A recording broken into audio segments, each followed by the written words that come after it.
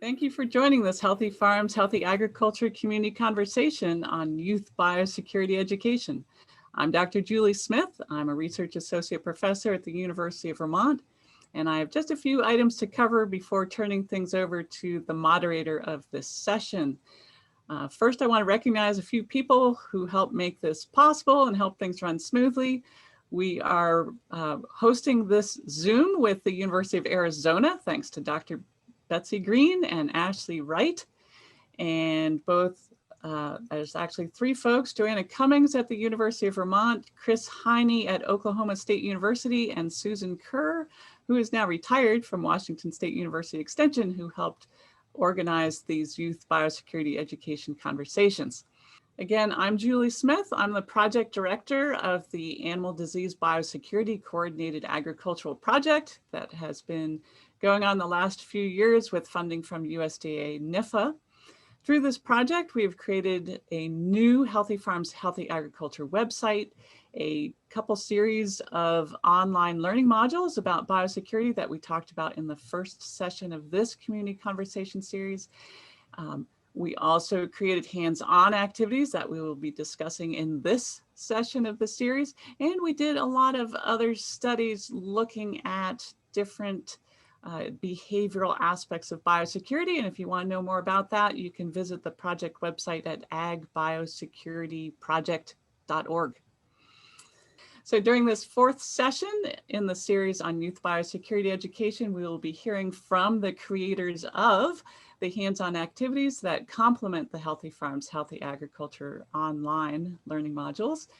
And these hands-on activities were dubbed SCRUB, for Science Creates Real Understanding of Biosecurity. And these STEM-centric activities are a great addition to any 4-H or classroom curriculum.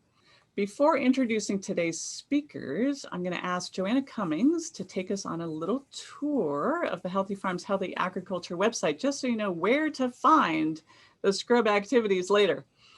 And Joanna is a communications professional based right here at the University of Vermont who works for the project. And Joanna, go ahead and show us around the website here. Welcome everyone, and you are looking at the homepage for the Healthy Farms, Healthy Agriculture website.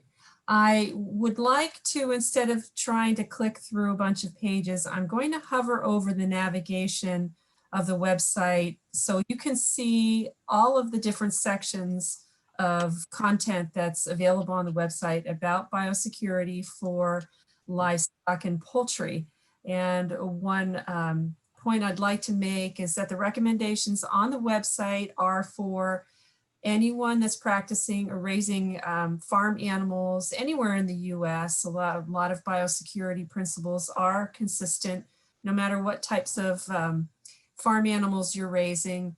And I'm going to hover over the livestock navigation items so that you can see the specific biosecurity recommendations for these species of animals that we're highlighting on the website. And we also do have information on how to manage wildlife and feral animals. The website is based on the 3 principles of prevent diseases, how to detect them, and how to respond if your farm animals do get sick. So hovering over the prevent navigation item, you can see that we have a lot of information about prevention, because what your goal really should be is preventing from happening in the first place. So you can see that we go over what biosecurity means and how to do assessments, what sanitation stations are. And I'd also like to point out that we have biosecurity planning resources as well that we hope you can take a look at, which includes assessment checklists and also an actual plan that is pretty basic, that helps you or any producer to be able to put together a plan for how to prevent diseases on their farm and how to respond to them. The detect section covers topics such as animal observation, what are emerging and foreign diseases and how to observe for them, diagnostics, and the concept of risk communication, because you should be familiar as a producer on how to talk about disease management and prevention with not only your employees, but with visitors, your community, and anyone else that you are communicating with about your farm practices. And then in the response section, we're looking at, okay, so there is a disease in livestock. How do you contain it? How do you manage mortalities? How would you eradicate the disease from the farm? What recovery means, and then how to communicate when there's an actual crisis on the farm. I'm going to hover over the training section, and this is where you can click on the Youth 4-H and FFA topic landing page to get to where we're talking about today eventually, which are the scrub kits. And this is also where you can find the biosecurity learning modules. And then one last section I'll hover over right now. There's no drop down because it's the blog, the link to our blog page, which has a lot of good articles that go more in depth about particular diseases of farm animals and how to manage them. So that's it, healthyagriculture.org. Joanna, can you take us to that landing page of training where they can click to the scrub kits? Certainly. So the link will take you to the learning modules. And now I want to introduce Chris Heine, who will introduce you to the rest of the folks who helped develop the scrub kits. Chris Heine is an extension equine specialist with Oklahoma State University, and I will turn the reins over to her to take it from here. Thanks, Julie. Very appropriate, taking the reins. So I am one of three of the members of the team that helped create the scrub kits. So also Dr. Betsy Green from the University of Arizona, a fellow equine extension specialist. And then I'm delighted to have Brittany Kirkland with us here today. So Brittany was working on her master's degree with me when we were working on the scrub project. So the three of us would work very closely together to create what we hope you guys agree is a really exciting program. So kind of just to give you a background about why we even did this with our little scrub kits. I really enjoy doing hands-on activities with kids and really try to show them how science relates to their daily lives, but not in just kind of a boring lecture format. And we all know that kids love to get busy, and to stimulate their minds, we need their hands and bodies doing things together. We also kind of know that for kids, biosecurity, and probably for adults as well, is not always the most exciting topic in the world. You're right. And it doesn't really seem like it pertains to them. And so part of our thought process is a lot of this, we're always talking about invisible things, right? So virus, bacteria, nothing that we can actually see the effects of doing things right. So a lot of this scrub materials are to complement those online activities, but to really engage the kids' minds and make this a little bit more visual. We wanted to make it where anyone could do it, that it was super accessible, cheap. We didn't want it to be super expensive, so we tried to find the cheapest way to make these activities so that they could still be super engaging and educational, but be affordable. So most of the things that we came up with, you can get at Walmart or any other store. Some stuff you might already have around the house, like cardboard boxes. So we wanted to make it really easy for you as an educator to be able to interact with the kids and make it affordable. Also, the only expensive pieces, there are a couple of those. So there's about 3 things that are expensive, but they're about $40 in total. So it's a glow germ powder, a oil that we will see later, and then also a UV light. So those 3 things are the only things that are a little pricey, but for the most part, everything can be found in your house, or you can go get it at like your local store. So we're going to highlight a few of the activities, and in total we have 5 different labs, more or less, that students can do. So we kind of structured these that they take about an hour or a class period, or certainly you could do multiple ones if you had the whole day to do it. So we're going to just highlight a few of those today. And again, they are built to reflect back with our online modules. There we go. But one of our activities that we did, and again, trying to make science very visible and accessible, was one of the common issues that people have with the importance of actually cleaning things properly. So cleaning really involves removing organic material. So we essentially structured a lab where students would get to visualize the impact of cleaning boots properly. So we would assign the kids into teams, and essentially they would plate their boots, whether they were just straight off the farm. We would ask them to clean the boots with soap and water. And then we also added the most popular one that people do, which is a bad idea, which is just putting disinfectant on dirty boots. And so we would have the kids literally spray disinfectant on their boots or shoes and swab them. And then we would actually make them follow the instructions on how to clean and disinfect properly. There's instructions. Yeah, so we were then taking those plates and we would let them grow. So again, we have instructions on how to build a homemade incubator. So we were using styrofoam, cardboard, light bulbs, duct tape, essentially to build a DIY incubator. Again, trying to make this super, super accessible. So that's us putting the plates in the incubator, but this is what you get as a result. And so you can see the plate on the left is the one that was completely cleaned thoroughly. There's still a tiny bit of bacteria, but boy, look at the plate that has the disinfectant with the organic material still on it. It's not that much better than a dirty boot. So when we piloted that with people, we really had really positive responses when they saw, oh my goodness, I really do have to clean my boots first before I put the disinfectant on. So again, something that's super, super applicable, but really brings that biosecurity to life, those super important concepts, and the kids are having fun and doing it at the same time.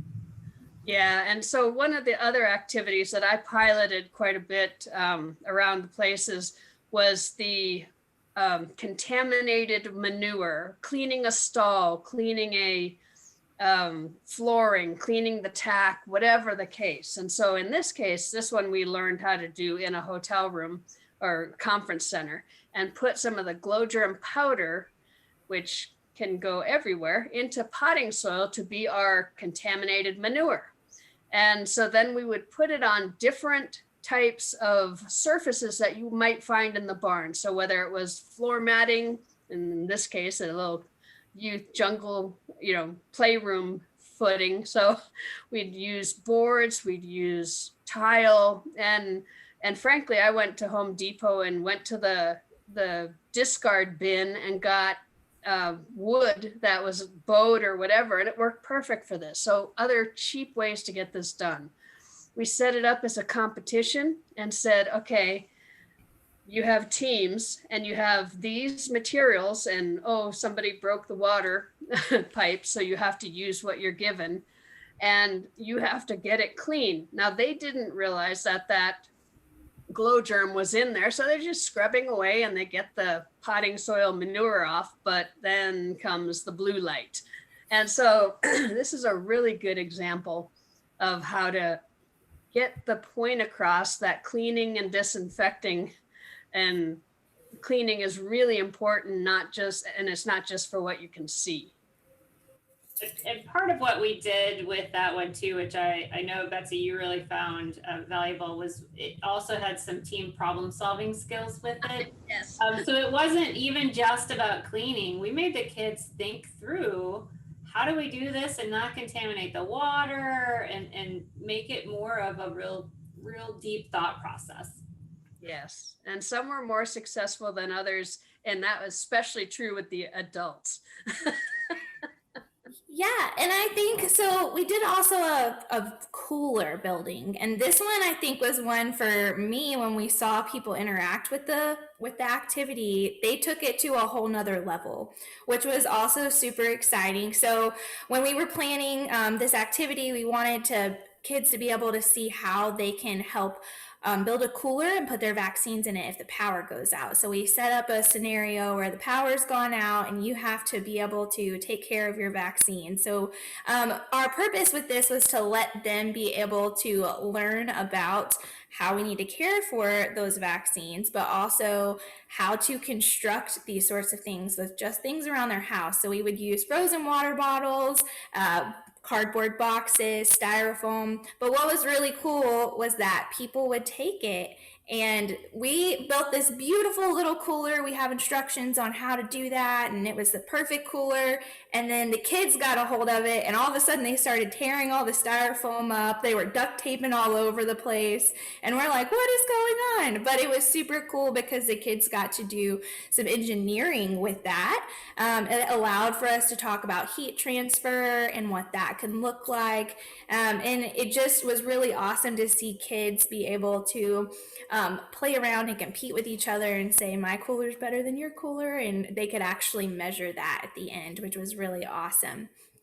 And another cool part of that is the fact that when they did that, they got through the process and learned that it was pretty easy for even frozen water bottles. And so rather than put the vaccine on the front of the truck and they'd actually think about storing that vaccine and then talk about when you don't store it properly, you're just paying for something and then ruining it before you can get it into the animal to protect them. Yeah, exactly. And so we made guides to go with each of these activities. I saw a question from Rebecca on how do you get with this program. So we want to show you guys the guides that we made for each of these activities. So I'm going to share my screen really quickly. So for each of these, you can come on and select which thing you would like to do. So whether it's hand washing, facility sanitation, cleaning and disinfecting. There are some others that are still to come. So here's a list of the 4 areas, and some of them are still coming soon. So those will be up. So be looking for those.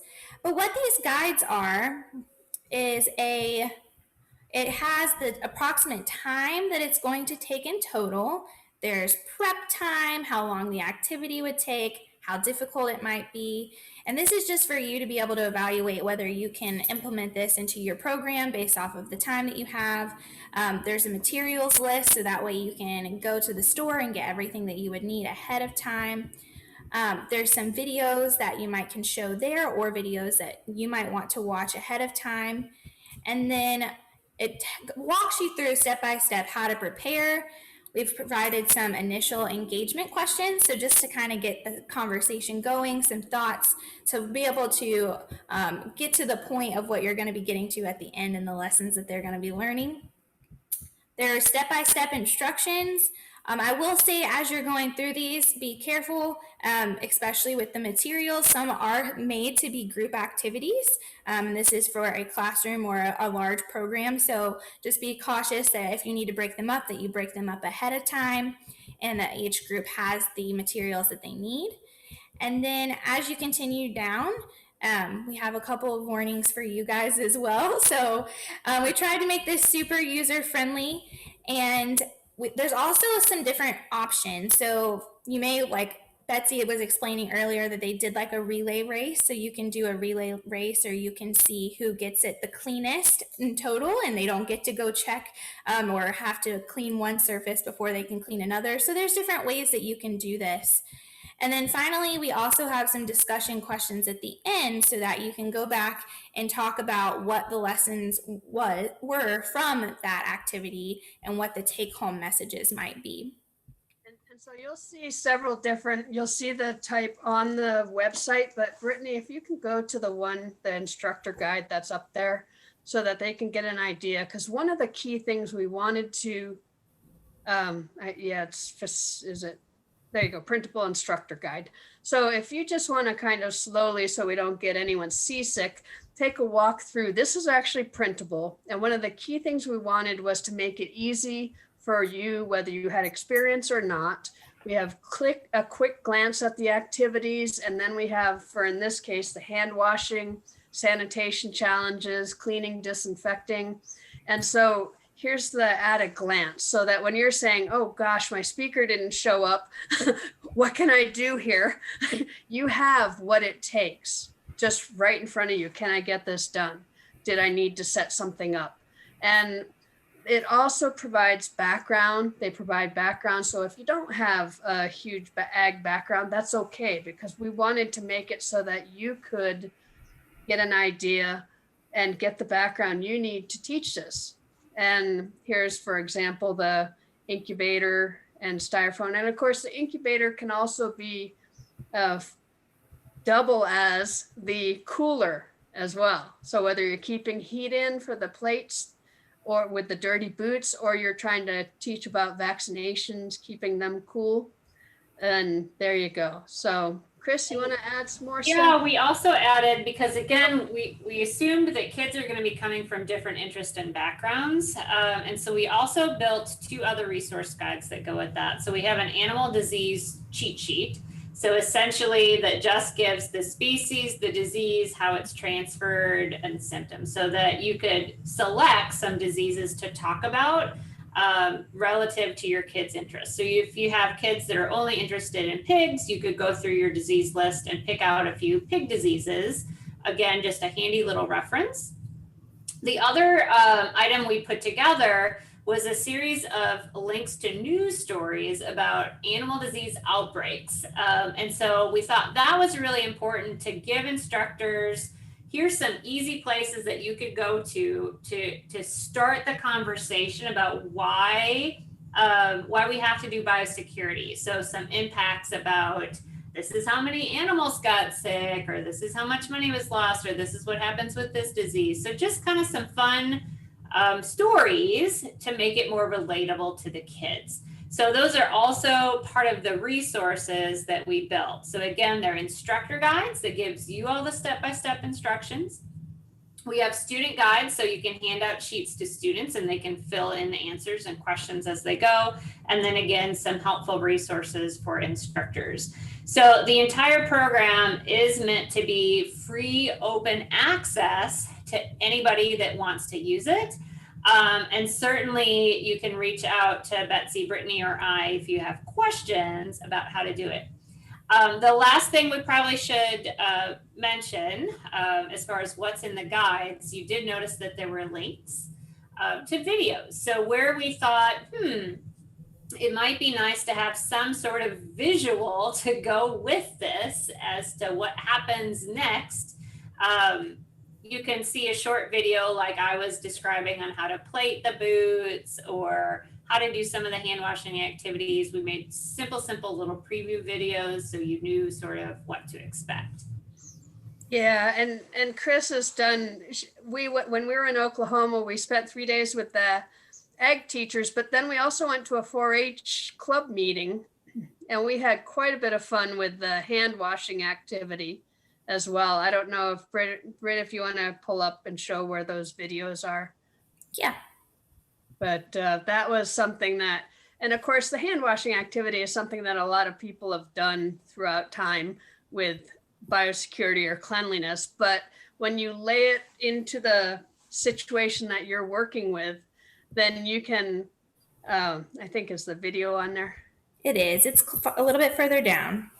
Okay, you can go ahead and do that. But, and you can see that you can just set it up however you have as far as the, what you have for facilities. But it was really great too, watching some of the youth do better washing their hands than the adults were. But yeah, just the key being that there are so many different ways that you can use this stuff and bring it back to whatever your situation is. And there was a comment there about using this in Zoom as well. And there is potential, but you'd have to figure out with the whole point for Scrub was the hands-on activity. So you'd have to figure out how to get the glow germ and things like that. Some of the other things. So glow germ is probably the limiting factor for Zoom, unless you can send a little kit, and who knows, maybe those will be down the road. Also, like for the incubators and the coolers, we used indoor outdoor thermometers that I think they were $12. Yeah, they were pretty cheap. So there are a few things like additional to do indoor outdoor thermometers so the kids could, so why this was kind of fun, the kids could watch the temperatures drop and see whose was dropping the fastest.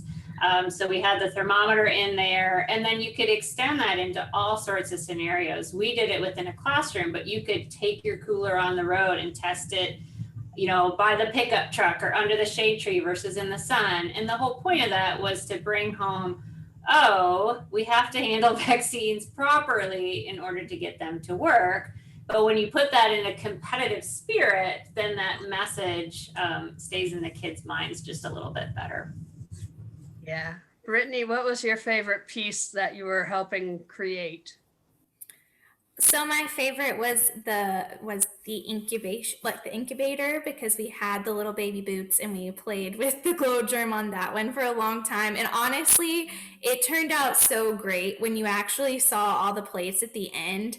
I was amazed at the difference between disinfecting it, how the instructions said, and just knocking your boots off, because I'm not going to lie, I have been guilty of coming in and just taking my boots off, and you know, they're fine, and they are not fine at all. And you could really see that when you did that. And it was really cool that you could do it with a cardboard box and some styrofoam and a light bulb that we just went to Lowe's and got a few things.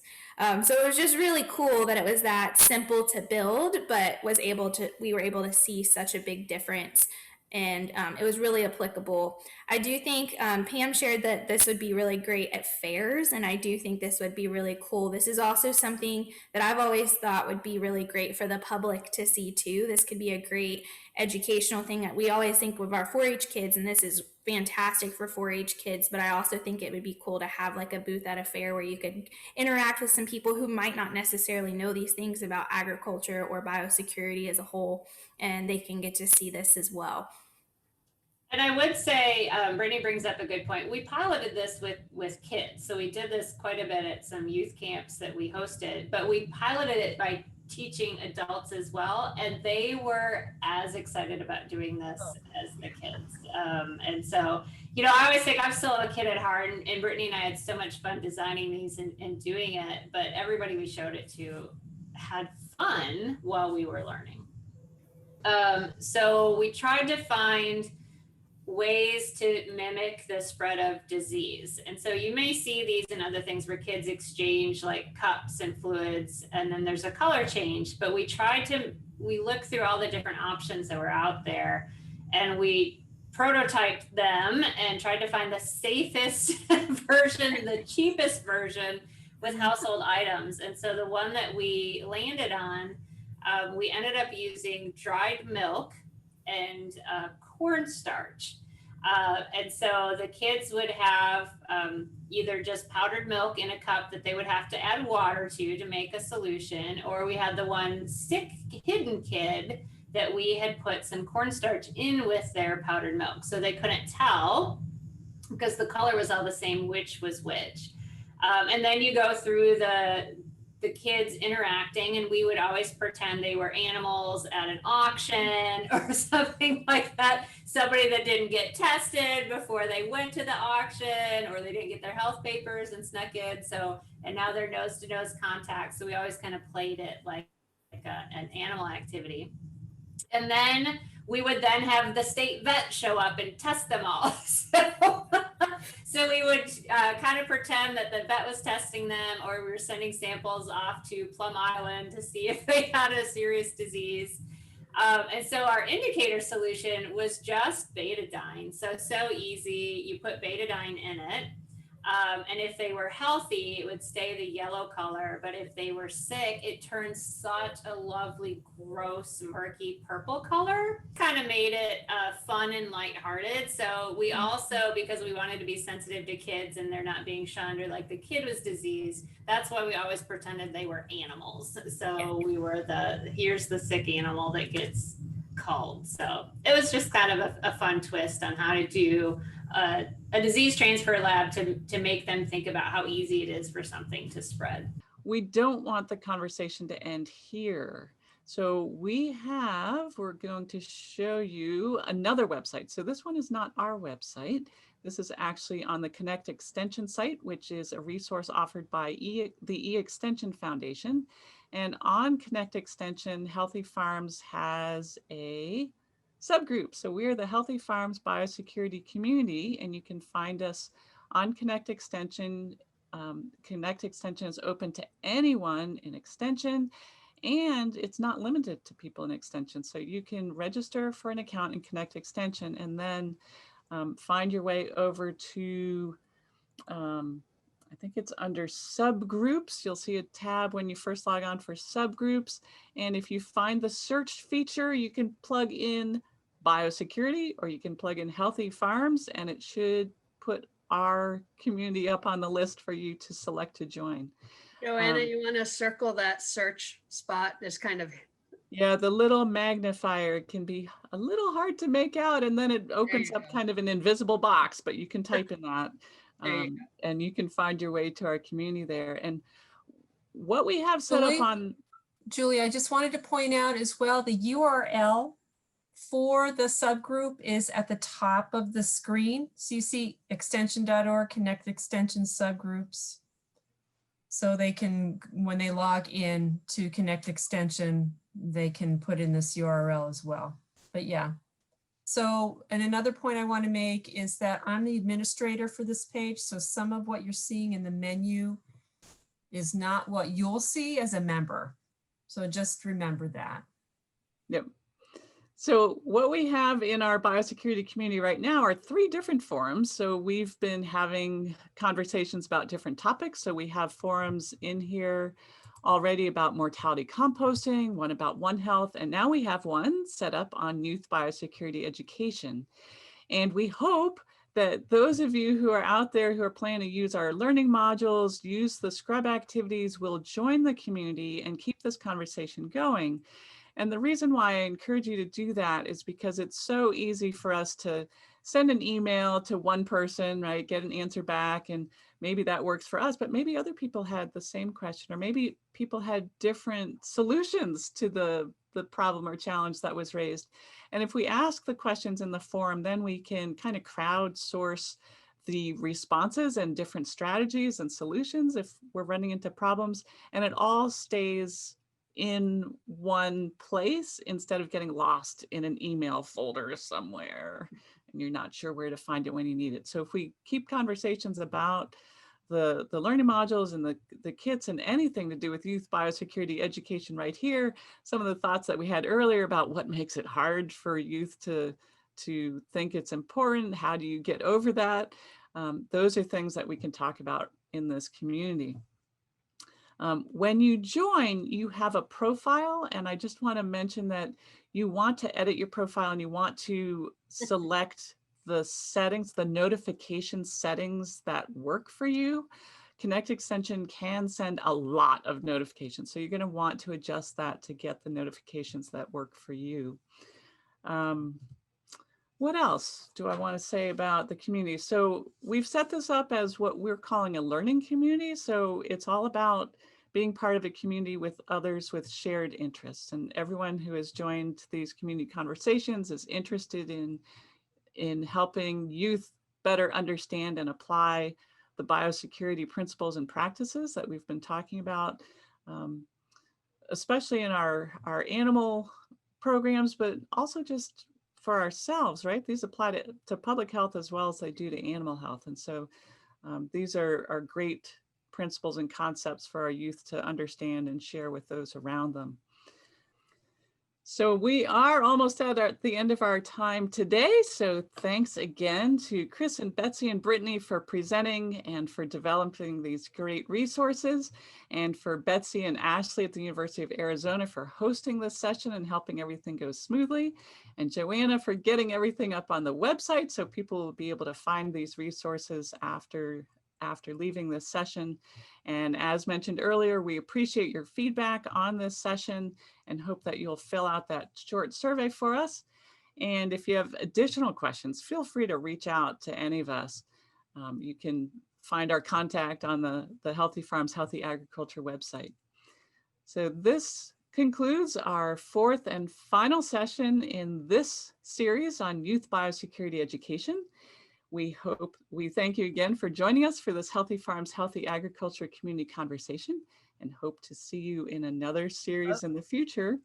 And we want to encourage you and the youth you work with to take these biosecurity practices to heart and do what you can to stay safe and be well, avoid COVID-19.